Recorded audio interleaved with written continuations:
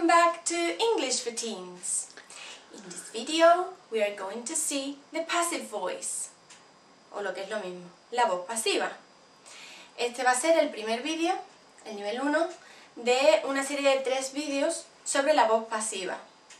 En este caso, el vídeo va dirigido a alumnos de tercero y cuarto de ESO, de edades comprendidas entre los 15, 16, 17 años, ¿vale?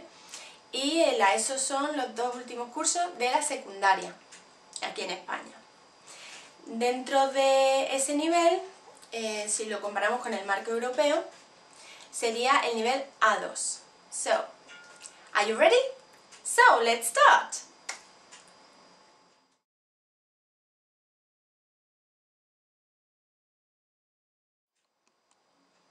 Section 1. ¿Qué es la voz pasiva? Bueno, tenemos que saber lo que es la voz pasiva en español antes de saberla en inglés, ¿vale? Porque si no, pues no nos enteramos. Muy bien.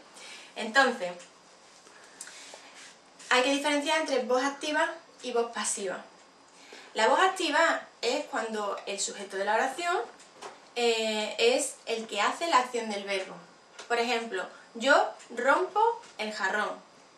Pues yo, que es el sujeto de la oración, soy el que hace la acción del verbo, ¿no? La que rompe el jarrón. Entonces, en ese caso sabemos que esa frase está en voz activa. ¿Qué es la voz pasiva? Bueno, pues en la voz pasiva vamos a cambiar la perspectiva. Como nosotros no queremos que todo el mundo sepa que nosotros rompimos el jarrón, pues lo que vamos a hacer es no poner quién ha hecho la acción, ¿vale? Entonces, el objeto directo de la acción en activa pasa a sujeto, ¿vale? El jarrón pasa a posición de sujeto. Sería, el jarrón se rompe, ¿vale? Por ejemplo, ¿no? Entonces, ¿ya quién lo rompe? Pues no lo sabemos o no lo queremos decir, ¿vale? Como en este caso. Entonces, si el sujeto de la oración es el que realiza la acción del verbo, entonces esa frase está en voz activa. Si, a diferencia, en la oración el sujeto no es el que realiza la acción, porque el jarrón no se rompe solo, ¿no? Necesita algo, alguien que lo rompa, ¿no? Entonces esa oración está en voz pasiva.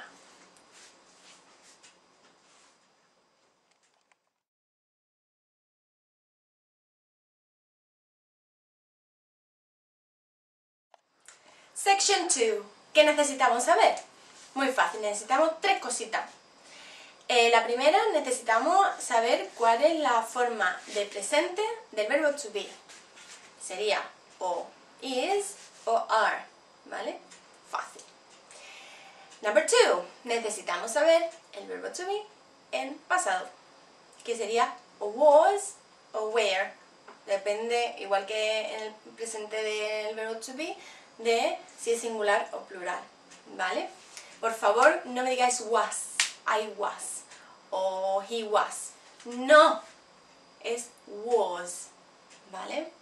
Entonces, was o were. Y number 3, necesitamos el participio del verbo, ¿vale? Si recordamos un poquito, hay 2 tipos de verbos. Serían los verbos regulares y los verbos irregulares. Los verbos regulares es fácil, cogemos el verbo, acaba en ed y ya tenemos el participio. Y recordamos que así también se forma el pasado, ¿vale? Serían las 2 formas iguales, pasado y participio. Entonces, ed, participio, verbos regulares, listo. Ahora, verbos irregulares, bueno, pues tenemos la tercera columna de los verbos irregulares, pues ese es el participio, ¿vale? Por ejemplo, el verbo break sería infinitivo break, pasado broke, participio broken, ¿vale? Pues ya sabemos qué es lo que necesitamos. So, let's continue.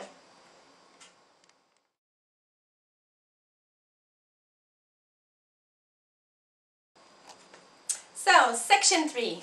La pasiva del presente simple. Vamos a ver. La estructura es facilita.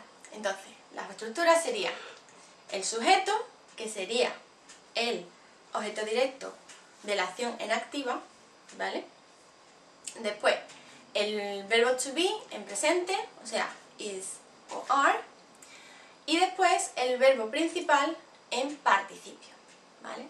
Entonces, cogemos una oración en activa y la pasamos a pasiva, ¿vale? En presente simple. Sería, por ejemplo, I water the plants. Water, el verbo regar, ¿vale? Es un verbo, puede ser tanto agua en sustantivo como el verbo regar, ¿vale? Entonces sería I water the plants. The plants es el objeto directo de la oración en activa, pasa a sujeto de la pasiva, ¿vale? Sería the plants are, porque plants está en plural, entonces sería are, y el verbo principal en participio, watered, ¿vale? The plants are watered. So, ahora, si tenemos una oración que el sujeto fuera en singular, por ejemplo, en vez de the plants, sería the plant, pues sería the plant is watered, ¿vale?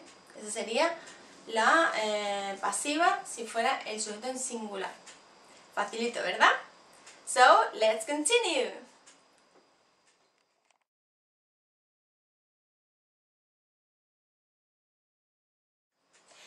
So, section 4 and final. El pasado simple en pasiva, ¿vale?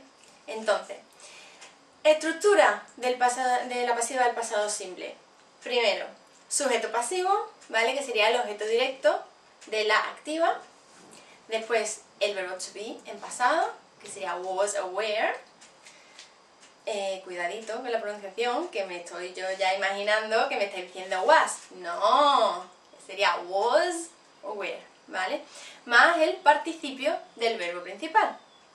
Entonces, tenemos el mismo ejemplo que de antes, pero en pasado, ¿vale? Sería I watered the plants, esa sería la activa.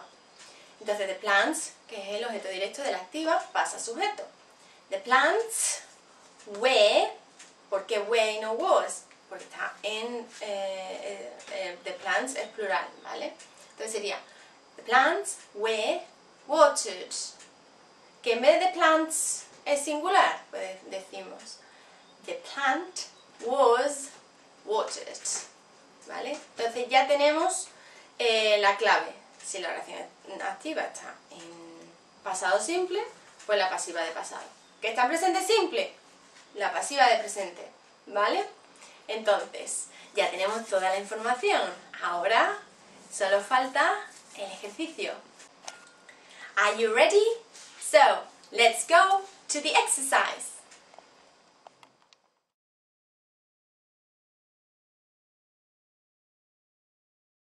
So, welcome to the exercise. Ahora os voy a poner unas cuantas frases en activa, ya sea en presente o en pasado, y vosotros vais a tener que pasarlas a pasiva, ¿vale? Cuidado, va a haber una intrusa que está ya en pasiva, tenéis que señalar cuál es. Y las respuestas estarán publicadas dentro de un par de días, aquí abajo en la cajita de información de YouTube, para quien se quiera autocorregir. Bueno, pues good luck and see you in the next video. Bye bye. Venga chicos, que es muy fácil el ejercicio. Y cuidadito, cuidadito de ver si está de verdad en presente o en pasado, porque de eso depende la respuesta, ¿vale? Venga, que lo sabéis hacer, que lo sabéis todo. Mucha suerte. Good luck.